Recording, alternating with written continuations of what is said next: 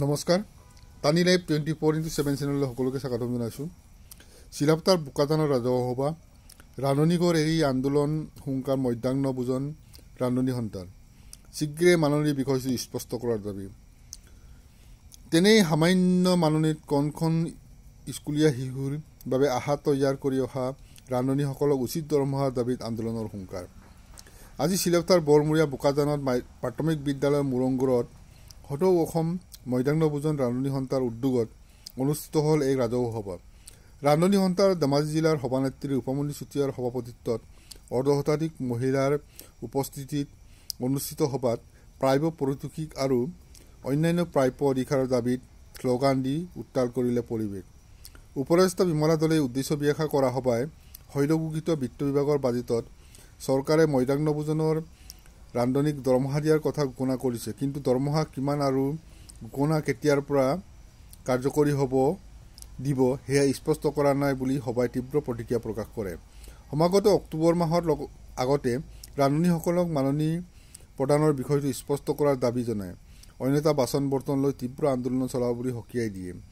সভাখনত সদৌ অসম মধ্যাহ্ন ভোজন ৰান্ধনী সন্থাৰ সভানেত্ৰী খাদেজা খাতুন, লেহেৰুল ইছলাম, দিবা তায়ে, মাধৱ কছাৰী, একাদশী চৰকাৰ, আশা দেৱীৰ লগতে ৰাইজৰ ফালৰ কেইবাজনো ৰান্ধনীসকলৰ বিভিন্ন সমস্যাৰ ওপৰত আলোচনা কৰে।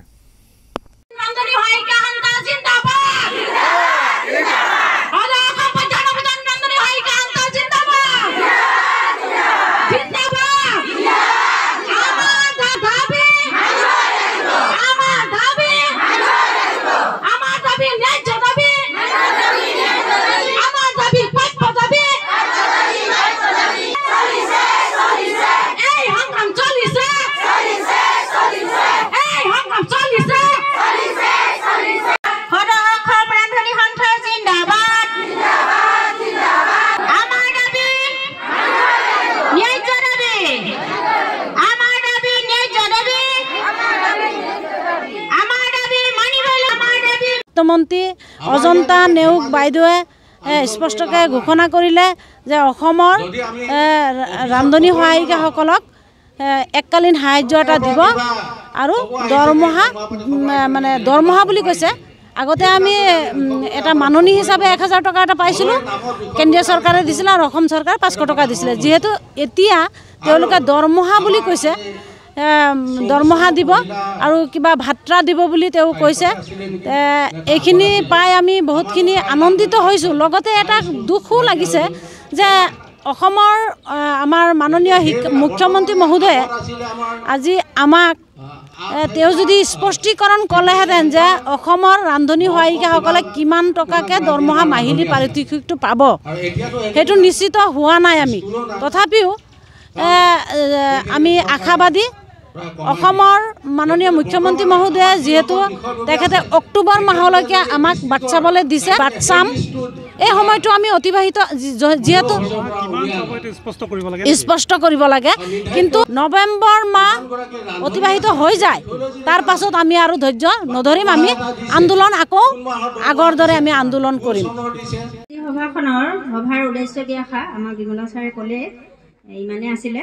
এতিয়া 5 নম্বৰ হৈছে ধেমাজি জিলাৰ প্ৰতিনিধিসকলৰ একাষাৰ। আমাৰ কাৰণ যোৱা 10 তাৰিখত যেটো বাজেটত উত্থাপন হৈছিল আমাৰ পাৰিতোষিকৰ বিষয়ে, সেই পাৰিতোষিকটো এতিয়াও নিৰ্ধাৰিত হোৱা নাই যে কেই টকা দিব। আমাক দৰমহা হাত বঢ়াই দিম বুলি কৈ আছে, কিন্তু দৰমহাৰ যিহেতু নিৰ্ধাৰিত হোৱা নাই, আমাক যে দৰমহাটো এনেকা ইমান টকাকে দিম বুলি 3000 বা 6000 9000 ট্ৰেক নিউজ তেনেকা বাজি আছে, কিন্তু চৰকাৰে তেনেকা একো কিবা হোৱা নাই। আমাক যদি চৰকাৰে যদি হিমন্ত বিশ্ব শৰ্মা চৰকাৰে যদি আমাৰ প্ৰতি লক্ষ্য ৰাখিছে, আমাৰ প্ৰতি যদি চিন্তা চৰ্চা কৰিছে, আৰু 3000কে হ'লেও 3000কে আপোনালোকক নিৰ্দিষ্ট দিয়া হ'ল বুলি এটা আমাক কমেণ্ট লাগিব। 6000কে যদি দিয়ে 6000কে দিছোঁ বুলি এটা আমাক কমেণ্ট লাগে। নিৰ্দিষ্ট আমাক টাইম দিলে আমি ভাল পাওঁ। এই কাৰুকাৰ্যবোৰ নকৰাকৈ এনেই নিউজত পেপাৰত আপোনালোকৰ 9000, আপোনালোকৰ 12000, আপোনালোকৰ মৃত্যু হ'ব, আমুকটো তামুকটো বুলি কৈ থকাৰ কাৰণে আমাৰ মনবিলাক বৰ ভাল লগা হোৱা নাই।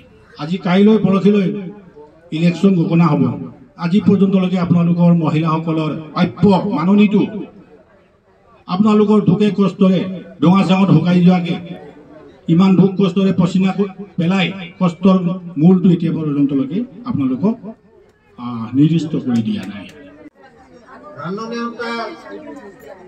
আমাৰ সম্পাদক বাইদেউ আৰু আমাৰ হৰ্তা ধেমাজি জিলাৰ কৰ্ম বিষয়াসকল মাধৱ কছাৰী আৰু আমাৰ চিমেণ্ট চাপৰি ৰান্ধনী সন্তাৰ বিকল্পীয়া বাবুল সোণোৱাল সদৌ অসম ৰান্ধনী সন্থাৰ সমস্যা একুৰি শেষ 7 চনৰ পৰা তেওঁলোকে কষ্ট ভুক্তভোগী কৰি আজি তেওঁলোকৰ মাননি সম্পূৰ্ণ পোৱা নাই। এইটো কাৰণে আমি 1000 টকাৰ পৰা 1500 টকাৰ পৰা চলিব নোৱাৰি আমি অট আন্দোলন কৰি মহোদয়ে যদি আমাক যদি নিৰ্দিষ্ট কৰি দিলে মানে ভাল পাম বুলি আমি তেখেতলৈ আমি কৃতজ্ঞতা আমি জনাম। কিন্তু আমি এতিয়া পৰ্যন্তলৈকে আমি নিৰ্দিষ্ট টাইম নিদিয়াৰ কাৰণে আমাক ইমান টকা বুলি নিৰ্দিষ্ট কৰি নিদিয়াৰ কাৰণে আমাৰ ৰান্ধনী সন্থাসকলৰ ঠান পান আমি মনটো আশা কৰিব পৰা নাই যে আগতেও তেনেকৈ আমাক দিম কৰি মানে তেনেকৈ পিছুৱাই থোৱাৰ কাৰণে আমি সাপে এবাৰ কুটিলে কেঁচুলৈকে বয়। গতিকে আমি অক্টোবৰ মাহলৈকে ৰখিব ইচ্ছাই নাই। পাৰিলে মানে আজি কেইদিনৰ ভিতৰত পঞ্চায়ত ইলেকশ্যনৰ আগে যদি আমাক নিৰ্দিষ্ট কৰি দিলে মানে তেখেতৰ ওপৰত আমি কৃতজ্ঞতা জনাই আমি যদি নকৰে আমি সদৌ অসম আন্দোলন ৰান্ধনী সন্থাৰ আন্দোলন আমি জংগী আন্দোলনটো কৰিবই লাগিব। আমাৰ অনুষ্ঠানটোৰ নাম এইটো বোকাজান মোৰংগৰ প্ৰাংগণ আমাৰ সদৌ অসম ৰান্ধনী সন্থা।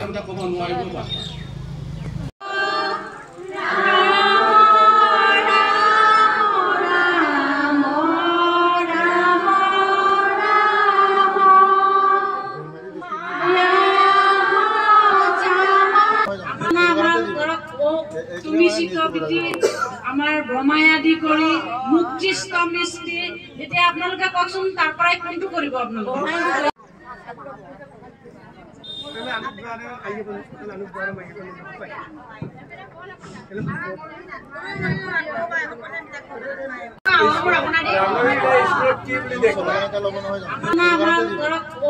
তুমি স্বীকৃতি আমাৰ ব্ৰহ্মাই আদি কৰি মুক্তিষ্ট মিষ্টি এতিয়া আপোনালোকে কওকচোন তাৰ পৰাই কোনটো কৰিব আপোনালোকে